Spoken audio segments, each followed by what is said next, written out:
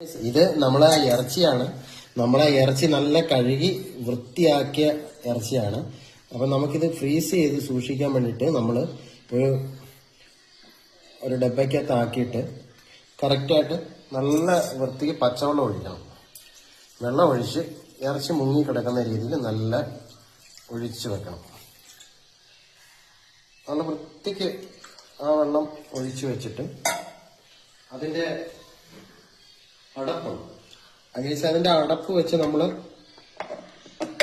നല്ലപോലെ ടൈറ്റ് ചെയ്ത് അടച്ച്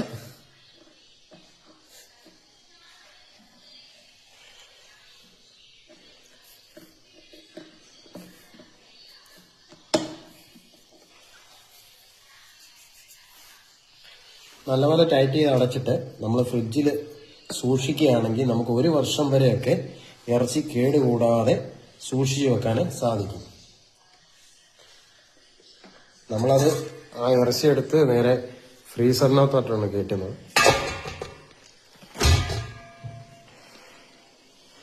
നല്ല ഫ്രീസറിനകത്തോട്ട് വെച്ച് കഴിഞ്ഞാൽ അത് നല്ല അടിപൊളിയായിട്ട് പിറ്റേ ദിവസം നോക്കുമ്പോൾ കട്ടിയായിട്ടിരിക്കും.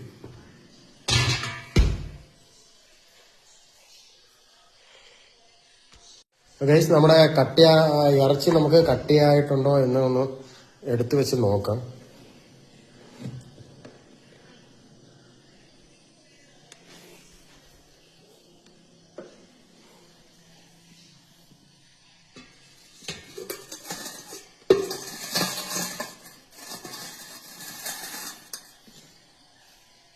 സുഹൃത്തുക്കളെ, നമുക്ക് ഇറച്ചി അധികം ഒരുപാട് നാള് നമുക്ക് കേടുകൂടാതെ വെക്കണമെങ്കിൽ ഇതുപോലെ ഇറച്ചി അരിഞ്ഞതിന് ശേഷം നല്ല വെള്ളം ഒഴിച്ച് ഫ്രീസാക്കി വെച്ച് കഴിഞ്ഞാൽ ഒരുപാട് നാള് ഈ ഇറച്ചി കേടുകൂടാതെ ഒരു വർഷം വരെയൊക്കെ കേടുകൂടാതെ ഇതുപോലെ ഇരുന്നോളും.